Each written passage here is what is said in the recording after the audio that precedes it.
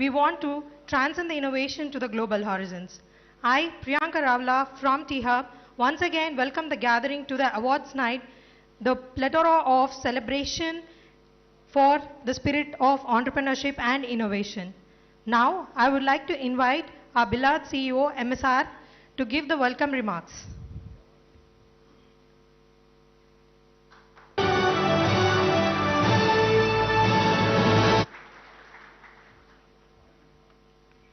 Good evening, Honorable Minister, Sir, Principal Secretary, IT and Industries, board members, ladies and gentlemen. Welcome to T-HUB. Nice to see so many happy faces, some faces which are new and some faces which are old, right? And I think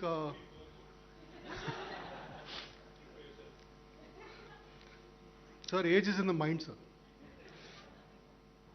So today I think is, a legacy of the vision, the leadership, the far-sightedness, first of all, of our Chief Minister, Minister Garu, Jayesh Garu, our board members, in conceiving of this institution. Today, as you know, we've been in this building now for close to 4 months. The new T-HUB 2.0, I keep telling people, the game has just begun. Right? So we've played a good game so far, but the game ahead of us is going to be super interesting. And as I was saying earlier in the afternoon, we are trying to climb Everest. We've got to base camp. There's so much more we need to do to really get Hyderabad, Telangana, its rightful place in the sun. So I think it's been 7 years of learning, 7 years of collaboration, 7 years of success, 7 years of empowering entrepreneurs, and 7 years also of some failures, right? The first question I keep getting asked is, how many unicorns have you produced? So I obviously try and deflect that question by saying, listen, we are in the business of empowering entrepreneurs, creating value, them creating jobs. I hope in the near future we'll get some unicorns, and you'll see some of them in the hour to follow. So at T-HUB, what we are trying to now do is try and make our programs. So as you know, in this new building, we have right now about 260 startups in the building. And we are also working with about 200 startups who are outside the building through our programs. We hope by the middle of next year, all the 5 floors which have still to be furnished will be completed. And at full capacity, we'll have close to about 800 startups in the building. So effectively, we'll probably impact close to about 1,100 startups on a cumulative basis. What we've been trying to do is to see how we can really add value to our community. How do we really add value to our entrepreneurs?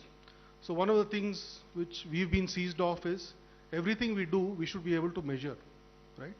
I think Minister Garu is a big believer in metrics, in quantitative and qualitative metrics for driving outcomes. So in that context, we came up with a framework, list of things which are easy to remember, simplistic framework, but something which I think kind of is starting to resonate. So the framework we use is what we call the 6 M's, which is how do we help our startups get market access, which is the most important thing for a startup. How do we help them get access to money, right, which is required once you get past the initial friends, family, relatives, bootstrapping round. How do we help them get high quality mentors, right, who've been there, done that, and can support them? How do we help them get talent, right? So for example, yesterday we had an internship mela. We had about 70 of our startups. We had 2,000 students, and we got a lot of support from our ecosystem. I don't know if Charan is here in the hall somewhere, but they worked with our team as one, and we got, I think, 400 young people got internship opportunities. We need to do a lot more of that. And then, of course, the last 2 aspects, which are softer, are one is around what we call motivation and mindset, right? So everyone who's been an entrepreneur knows it's a long, tough journey. Sometimes can be very lonely. And you can learn from people who've been there, done that before, and you can learn from their mistakes, and hopefully, obviously, you'll make new ones as you go along. And the last one is about methodologies. So what we've tried to do is to reimagine our programs. How do we make them much more impactful, much more outcome oriented is what we are trying to drive at. So I think when I think about Telangana, I think Minister Garu keeps referring to Telangana as a startup state. I think the life of an entrepreneur is similar to that of a startup state in many ways, right? And many things in common. So for example, you need to have passion to innovate. You need to have patience. You need to persevere. You need to have what I call curiosity, which is very important because you need to keep learning new things.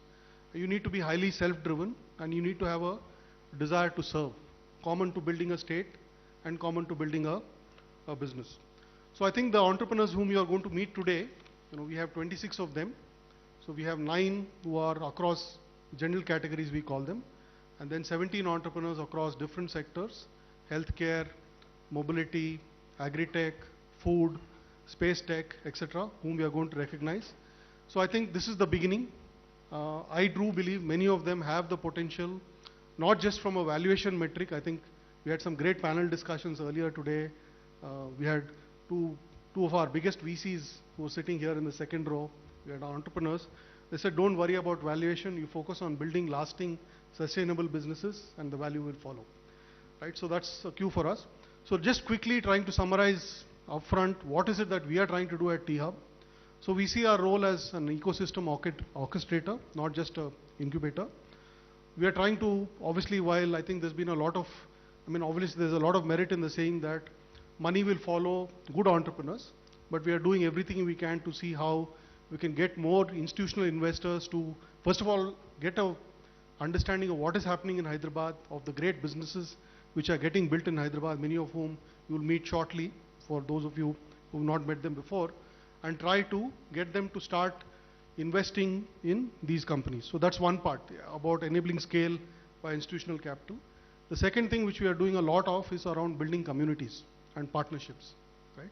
So we've started a community for Web 3.0. We'll soon be launching an initiative on quantum computing. We launched India's first semiconductor community about a month ago, right? So we'll see a lot more in, particularly in areas where we think we can take a leadership position, apart from the well-known sectors like healthcare, mobility, enterprise tech, and so on.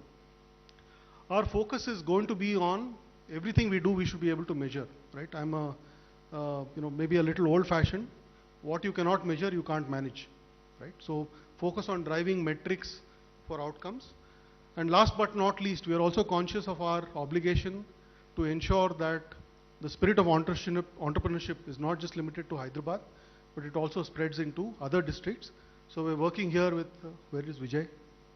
Yeah, Vijay here. He's promised to help us get started in the IT towers, and we'll start that this quarter. As you also know that we are already working in advanced conversations with 3 other states, and we hope to get started sometime in the early new year with those states. So with that, thank you for coming, and look forward to meeting many of you over after that. It's now my board member and director IIIT, Professor P.J. Narayan, onto stage for the awards.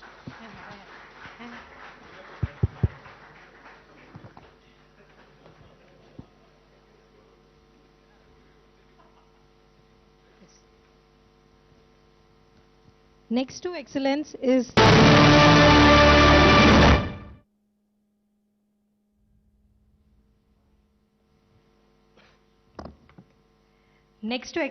the appreciation of it. On the occasion of this wonderful gathering, we feel honored in recognizing and appreciating our startups.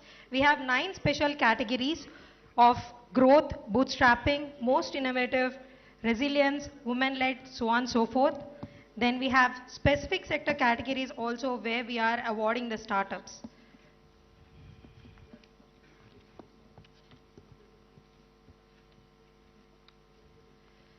I invite the entrepreneurs who are AI-powered integrated health benefits platform helping organizations, employees with a preventive, predictive, and highly personalized healthcare solution.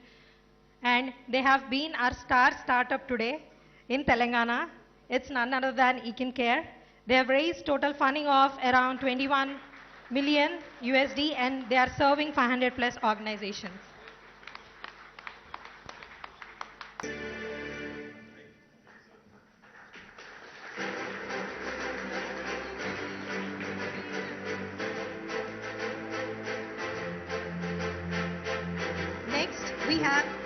want to appreciate our T-HUB startup that is working in a space that is helping women move ahead, providing an honest and free choice to all the menstruators to have comfortable and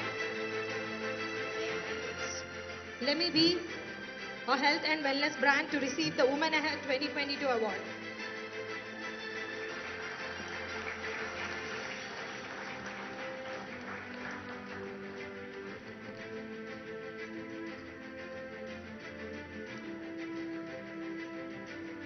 Resilience comes from the lessons and skills we absorb as we grow. Now, there's one such startup over the 7 years who have been part of T-HUB, our own Lab 32 startup, Monitra, who seeks to address the world's pressing health problems using medical data driving insights to shape healthcare delivery.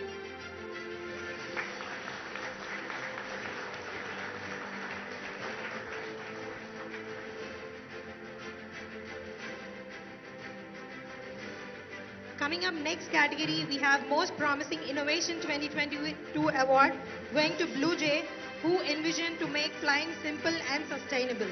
They are also our T-HUB startup and are also funded through T-Fund.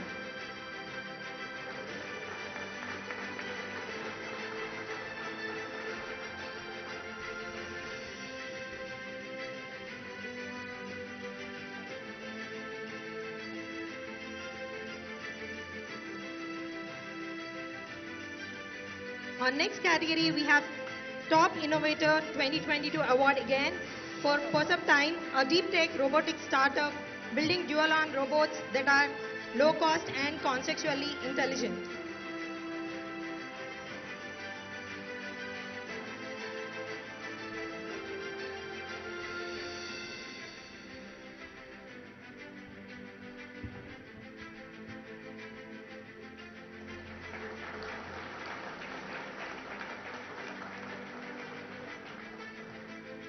Now I invite those who have raised a 51 million US dollar fund, Series B funding round, the largest in the Indian space tech. It's none other than Skyroot, leading space tech startup 2022.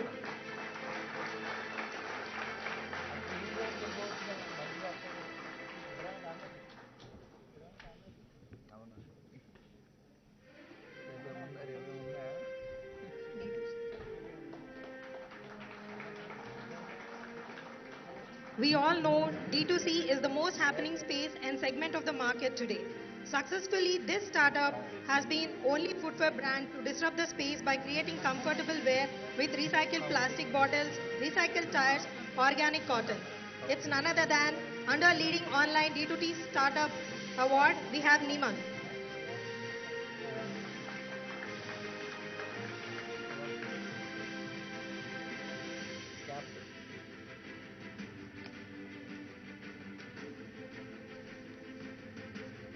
We invite Niman under the category of Leading Online D2C Startup Award 2022.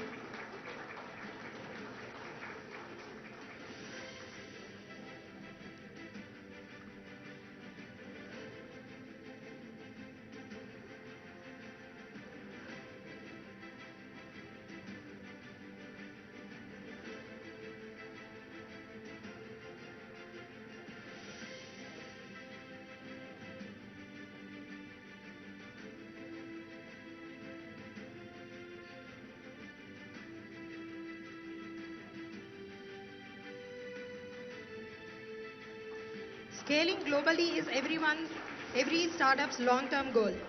Under Scaling Heights Globally category, we have Roadmetrics, a deep tech startup on a mission to map road and street data at scale. Request MSR to collect the award on behalf of Roadmetrics.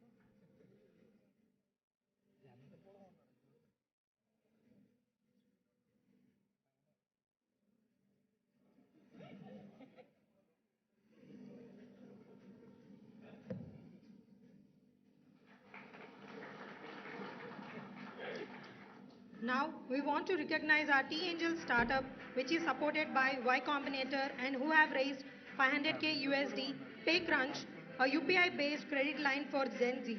Most promising fintech startup 2022.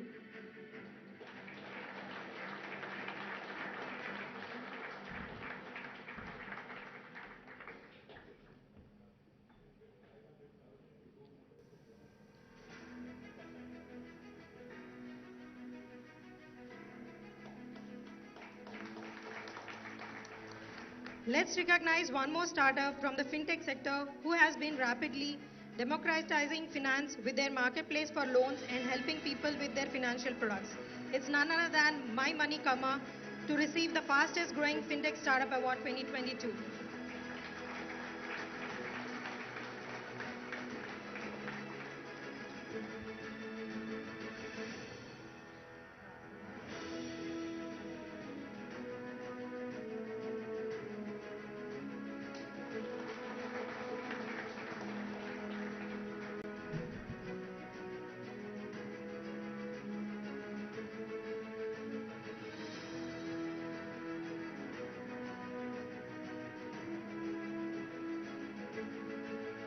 Building an ecosystem for consumers to shift, engage, and retain in healthy lifestyle, Swap has stood as the most promising in the food tech space. I invite Swap to receive the award of Most Promising Food Tech Startup 2022.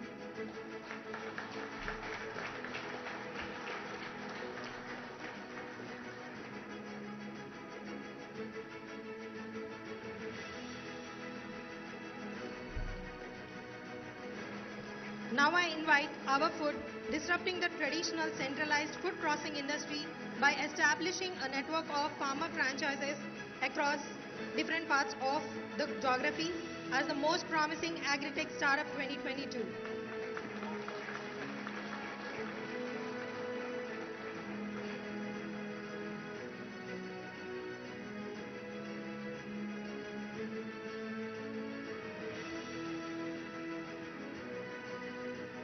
Let's invite Banyan Nation, one of the India's vertically integrated plastic recycling companies that helps global brands use more recycled plastic instead of normal plastic, to receive Leading Social Enterprise Startup Award 2022.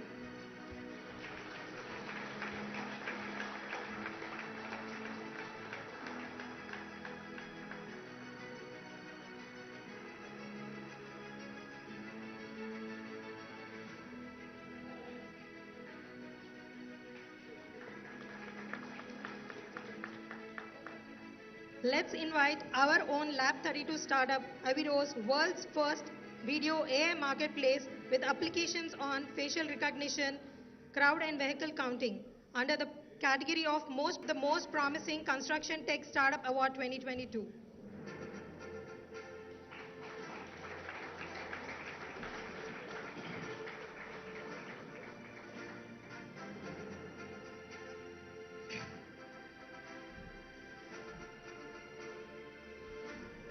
+30,000 local location access, deep tech products, fully developed in-house equipment.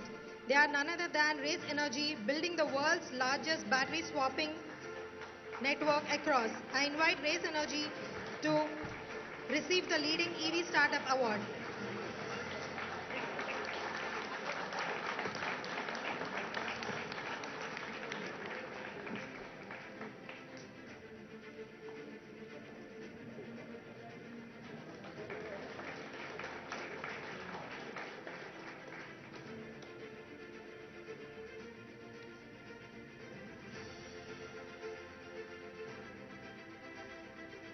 Last but not least, we want to encourage the budding startup, our own EV startup who has been promising and mission to change the way we move with their innovative e-bicycles. Most promising EV startup category 2022, Urban Automotive.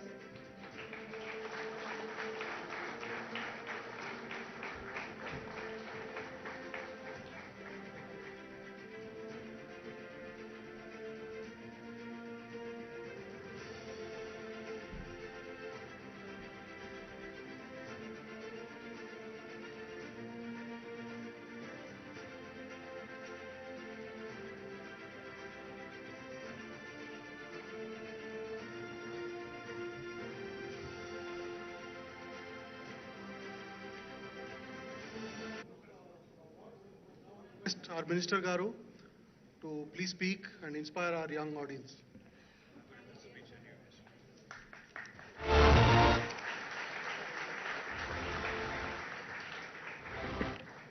Good evening.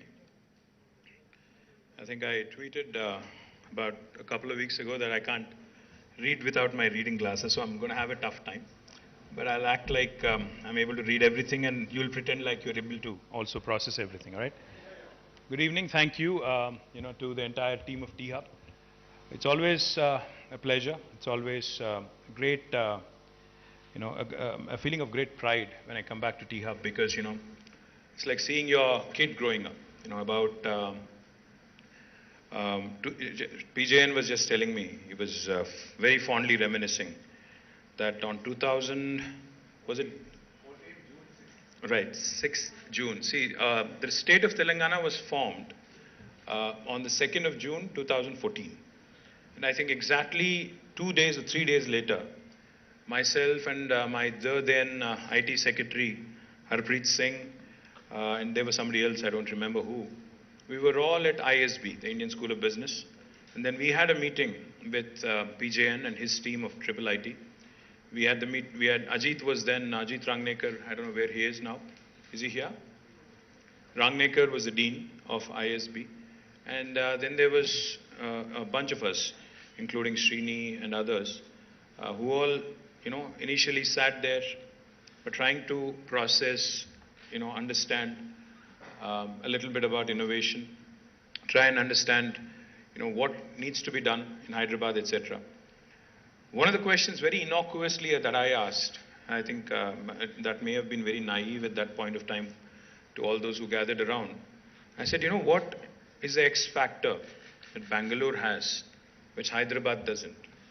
Why is it that we see, this whole coinage of Silicon Valley and, a city of startups, etc., etc., that entire sheen around Bangalore, not in Hyderabad and other cities. So then we started thinking. We said, what are the elements that Hyderabad is missing? And then, we started thinking, and then that's how PJN was gracious. He said, we have a bare shell in Triple IT campus that you can use to set up possibly India's largest technology incubator. So that's how the whole concept of T-HUB evolved over a couple of hours of conversation. And I was super delighted because, PJN offered me something that was readily available almost. All we needed to do was basically spruce it up, do up the interiors and get going. So that's how 2015, on the 5th of November, exactly 7 years ago, the first building of T-HUB was launched. Once it came into being, I think it spurred a lot of chatter, it spurred a lot of conversations, it spurred a lot of very interesting discussions among the youngsters, among entrepreneurs, among the startup community that a government is actually driving. Because if you look around the world, very, very rarely do you see governments actually playing the role of enablers. Governments typically come out with policies. Governments typically come out with regulatory compliances. In fact, governments more often than not end up being stiflers. If you look at what's happening in the Web3 and crypto world today, I think you would agree with me. Governments typically end up being the stiflers of innovation in a lot of ways. Because, typically we tend to say, okay, this is not right, that is not right, and, we should not be doing this, there are lines you don't cross, etc., etc. That kind of tends to put a huge, huge roadblock on innovation. But in our case, what we did was we put together a cross-sectional team with the best minds from the government, industry, and academia coming together to build a truly world-class institution. And today when PJN was complimenting me and telling me that, he fondly remembers and recollects days we had met in 2014, I am also equally proud and equally happy that it is shaped up so well and, so beautifully. But I think as MS put it, where is he? Right. As MS put it, I think we've just reached the base camp. I think we have, the entire Mount Everest, the summit to conquer. We have so much to scale, so much to grow. And I don't think I'll have the luxury of calling my state a startup state for very long, because the state has now been around for 8+ years. So I think there comes a time when you have to start growing up also. can't be called a startup anymore. So therefore, my ambition and our ambition, I think collective ambition of all of us should be to really scale that summit and to make Hyderabad truly, I wouldn't want to call it a Silicon Valley, somewhat of an equivalent of a Silicon Valley. And now I do believe that we also have done some good work, and therefore we are rated by Startup Genome Report among the top 10 cities in the global ecosystem in the affordable talent. We are rated also by the same report among the top 15 in the Asian ecosystem for funding. We are also rated among the top 15 in the global ecosystem for bang for buck category. I think that really matters and deserves a big round of applause. Not just to T-HUB, not just to the T-HUB team here, but to the entire startup ecosystem in Hyderabad. I think we have just started. I think we really have a long way to go, but I think the start has been good. The beginning is, like they say, well begun is half done. The awards ceremony that we just concluded also showcased some of the best and brightest of our startups at various stages of their life cycle in a wide spectrum of sectors, because I was looking at food tech companies, I was also looking at construction tech startups, space tech, people in retail, so robotics. Very, very impressed and personally delighted with the depth of the startup ecosystem that has been shaping up in Hyderabad and Telangana. But I do believe that this recognition that was just conferred will also further enthuse the 6,000 plus startups in Hyderabad and Telangana to actually have larger goals and larger ambitions and to be best in the class. Happy to also share with you that, like MS said, wherever I go, whenever I showcase the T-HUB building, the question that I get asked is, beyond the cool interiors and the very cool, ultra Uber exterior, what have you achieved? That's the question I keep getting asked. I think the biggest takeaway for me and for the government has been, while we have spent hundreds of crores, funding this world's largest technology incubator, the biggest takeaway for me and a personal delight for me has been the impact T-HUB has been able to create on the startup ecosystem. It's not just the incubatees here. It's not just the startups who've come here, who've gotten funding, which also is quite good. But I think the impact of T-HUB has not just been felt in Telangana alone, but it has now become sort of a role model to the rest of the country. We have ministers from various states in India coming to us, asking us.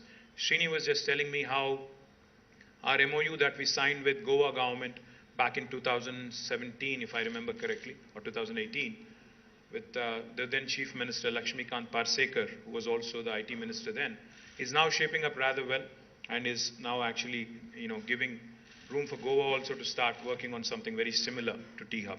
Likewise, we have had another 8 different Indian states who had come forward, who actually wanted to learn, understand how T-HUB was done by the government and how this actually can become an exemplar for their states as well.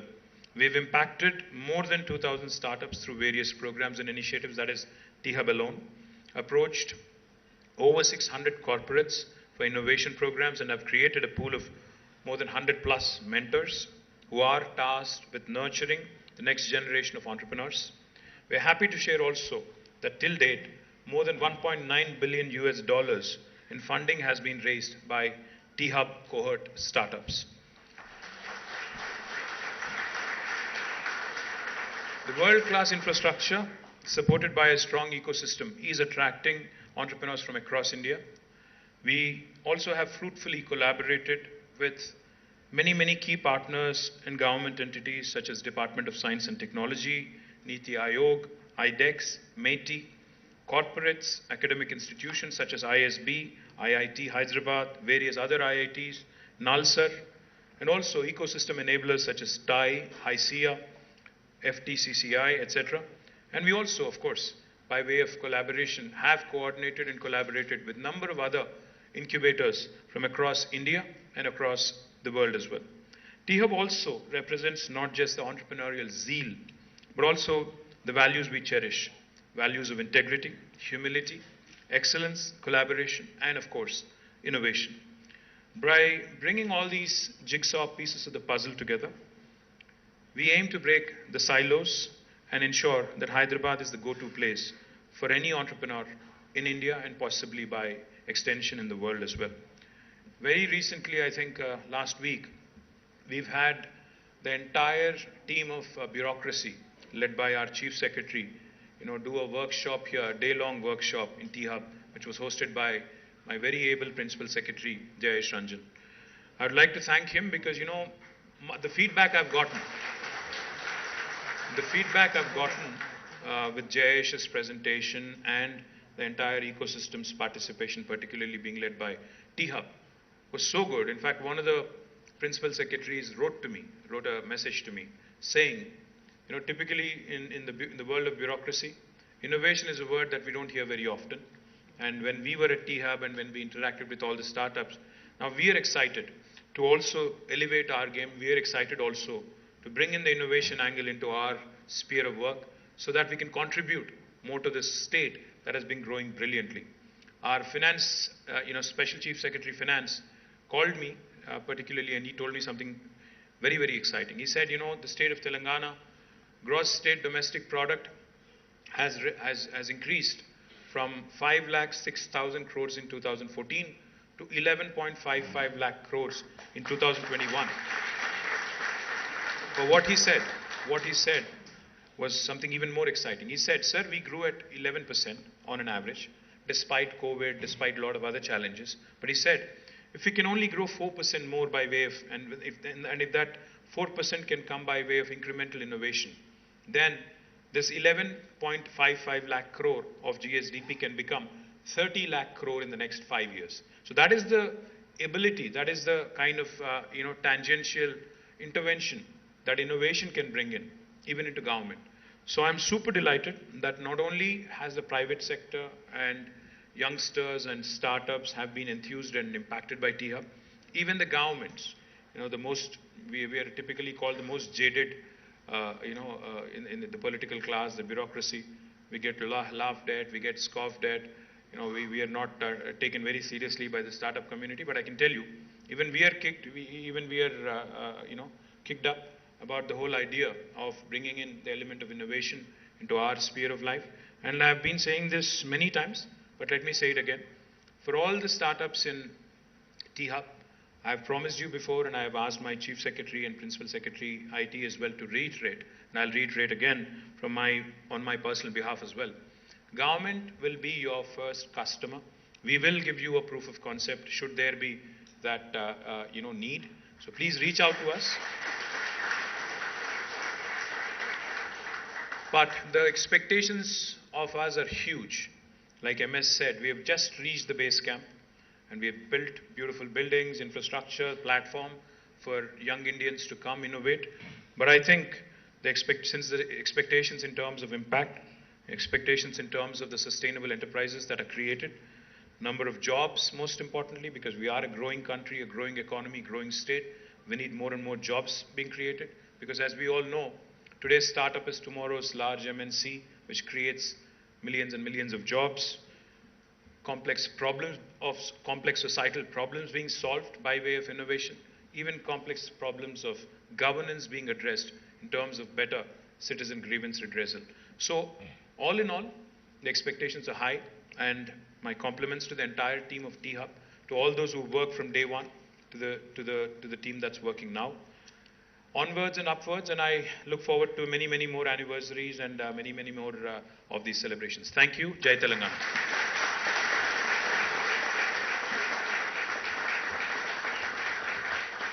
Thank you so much, sir, for those wonderful words of inspiration. We will surely one day be better than Silicon Valley. I hope and wish that dream comes true with all the partners and everyone here together.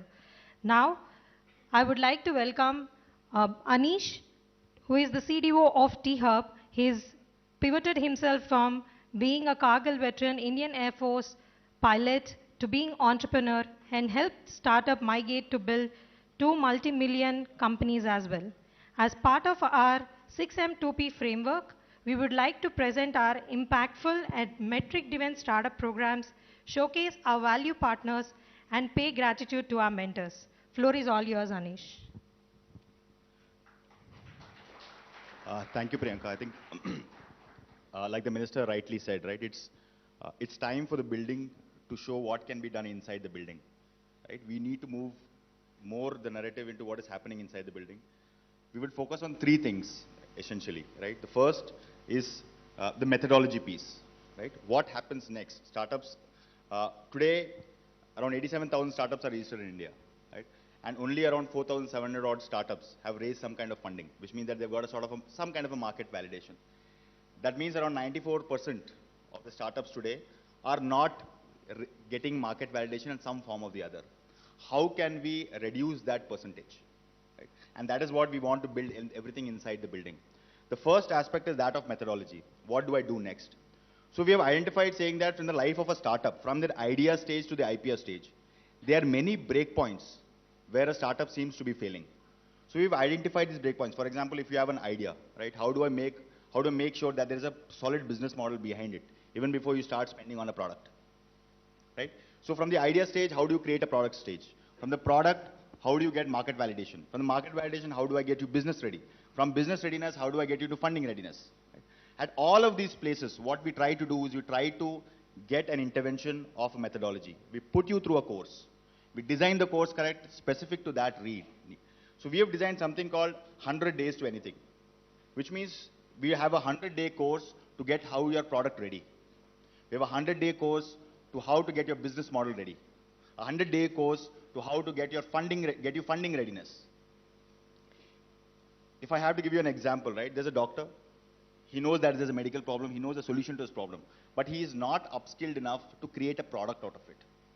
So that is where we come in and try to get him ready and run him through a product readiness program.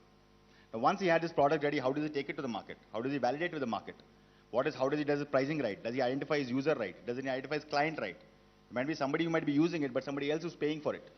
How does he identify these points? So we get a business readiness program, right? And all of these interventions is entirely programmatic, designed to increase the probability of success. So when we realized like MSR rightly said, it's all about metrics, numbers, how you look at numbers, from different directions. So we did an outreach and called for startups. We realized that there are so many potential startups outside. So the first step is to identify the startup which have the highest probability of success.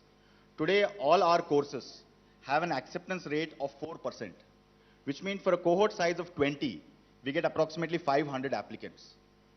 Now, this cohort size of 20, we understand that there are two interventions that need to be required. Right? One is that we need to have a really very strong program. And second, we need to ensure that startup founders, despite their busy schedules, engage with the program. So all of our programs have got 8 topics, depending on what program you are choosing to sign up for. If you're a product readiness program, the interventions will be different. The topics will be different. Now, each of the topic, for example, if you're a part of the Lab 32 program, it's a 100-day programs. We take 8 topics there. One could be your price discovery, one could be your go-to-market, one could be all of those things. Each one for 1 week. And each week, you have 4 interventions. The first one is a classroom session, right? We call the best of the industry out there. We could have professors from ISB. If it's a product program, we have professors from IIT, Triple IT coming and doing those classroom sessions. Right? The next intervention on the same topic is from a unicorn founder. They come and they tell me, how did I solve my go-to-market program? He brings his experience of turning into a billion-dollar company onto the table to those startups. The third intervention is that we have a lot of these worksheets which happens. So we assigned one mentor who has done exactly that. If you're a fintech startup, if you have a fintech startup who wants go-to-market ready, so we get you a fintech mentor who has done go-to-market for the past 25 years. He sits along with you and he then does your entire worksheet with you. And on the final intervention is where you sum up everything and your go-to-market ready is ready. Next topic, next topic, next topic. So in 100 days, you are really ready to come out into the market. The second most important thing is how do I get the founders to engage with the program. So depending sure on their engagement, we bucket them into red, amber, green. So if you are engaging more than 80% with all my initiatives, then you fall in the green bucket. And going back to analytics, we have realized that typically any startup which is in the green bucket, during that 100-day period, he's seen a revenue growth of 400%. He's seen a pipeline growth, sales pipeline growth of 7x, that is 700%. And at the end of the cohort, he has received on an average 3 offers for funding. So we go back and tell the startups, listen, if you want me to create impact for you, you need to engage with me. So I have got a great selection criteria. I have got a great program. I run engagement with the founders, and hence what comes out will be a really great startup which comes out. So this is how we run our methodology. That is one of the 6 M's that MSR was mentioning. The second one is mentorships. We understand the importance of mentorship. We understand that we cannot run typical programs, interventions, right? If there is a fintech startup for, let's again, go to market or sales, I will not be able to run a cohort for fintech startups, right? So we engage them with really high quality mentors. We've got around 170 odd mentors today. We have a selection criteria for mentors, which means that all of these mentors are at least senior VPs or C-suites and above. If they are coming from a founder background, we see that they are at least raised a couple of rounds of funding, which means they have progressed into some sort of validation from the market of their business models, and they're bringing actual value onto the market. So so on an average, every cohort engages with around 170 hours of mentorship, of really high quality mentorship. While on one hand, we are providing value for the startups from the mentors, we understand that there is also a need to provide value for the mentors by virtue of engaging with the startups. The first thing that the mentors realized is that by engaging with these startups, they are engaging with the frontier tech of what is going on in their industry. Which means that technology today is, this is how startups look at technology, right? There are multiple building blocks of technology. AI, AR, VR, MR, AI, MI, all of these building blocks, computer vision, neural networking, and all of that, IoT and all of that. Startups today are using these individual technologies in different or multiple combinations to come out with a solution. It is not possible for any one corporate to have domain expertise in all of these in their company. And it's also not possible for a full-time senior vice president or anything to find out how startups in his domain are creating new technologies or new solutions. So they get access to really cutting-edge frontline technologies developments which are happening. The mentors also get a lot of access to T-HUB, all of T-HUB's facilities, all of T-HUB's amenities, and so on and so forth. Right? So that is the second piece where we really realize the value of mentors who are contributing to T-HUB. The last part is, throughout the journey, a startup has multiple requirements, right? He has the requirements, for example, he has cloud requirements, right? He has cloud requirements where he wants cloud storage, he wants cloud computing, he wants testing, he wants developing platform. It could be a BFSI requirement. He wants banking, he wants financial, he wants insurance. He has 5 people. An insurance agency typically will not be able to give him insurance that he gives for a 5,000 people company. So how do I leverage this scale to build value or get value to that five-member startup, right? So what we did is we categorized these requirements into 13 categories. Every category has got 3-4 subcategories depending on the category. And every subcategory has got 3 or 4 vendors, which we have selected, who give us a great deal. What does that mean? It means that today, if a startup engages with T-HUB, the day he engages, he gets an onboarding package. You get approximately $10,000 of AWS credit. You get $5,000 of HubSpot credit, for example, and so on and so forth. So when you start, the first time you engage with T-HUB, you walk off with somewhere close to around $20,000-$25,000 worth of credits, which you can actually use to start your business. And how are we thinking at a full end value services, which means that we have signed up, for example, we have signed up with Uber, we've signed up with Oyo, we have signed up with Hard Rock Cafe, and we've signed up with a travel partner. So if my startup lands in Delhi, he gets into an Uber, he gets an X% discount. He checks into an Oyo, he gets an X% discount. He has his meeting, he gets an X% discount in Starbucks, and he wants to book his flight ticket back.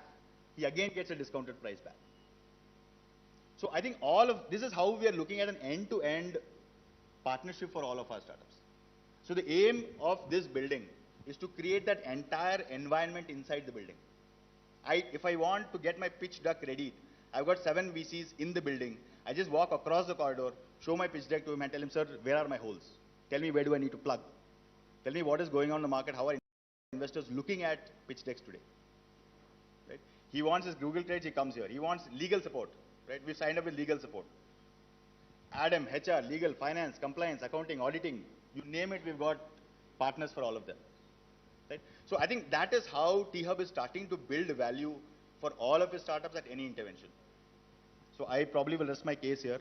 And please, if there is any requirement that you can ever think of, please reach out to T-HUB for any support. Thank you so much. Thank you, Anish. Now I welcome JS sir to launch the Menti handbook.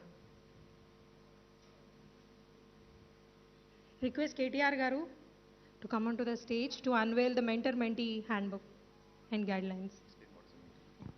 So as a part of our mentorship program, what we have realized is that both the mentors and the mentees need guidelines on how to approach with each other.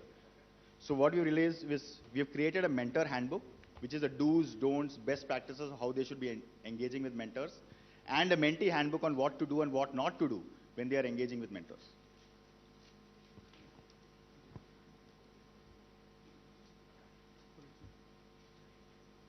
So, may I?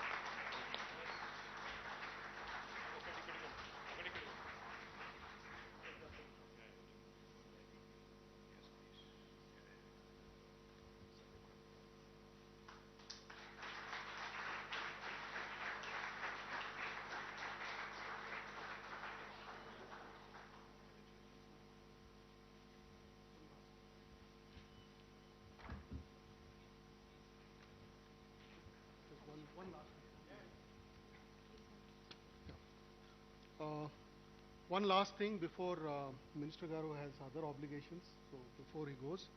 So I just want to announce today a very important day in the history of T-HUB. We are launching a partnership with an entity called Redberry, which is based out of Chicago. The intent of this is to basically create co-create innovation programs, give our startups a soft landing in Chicago. And this we are doing in partnership with a large entity called Redberry. There's an entrepreneur called Deepak Vyas from our own, very own Telangana, who's been actively working with us for the last 9 months. So this is going to be our first, significant soft landing post in the holy land of the US. So I'd like to thank, first of all, Jayesh Garu for our support and Minister Garu for our support in getting this going. Thank you.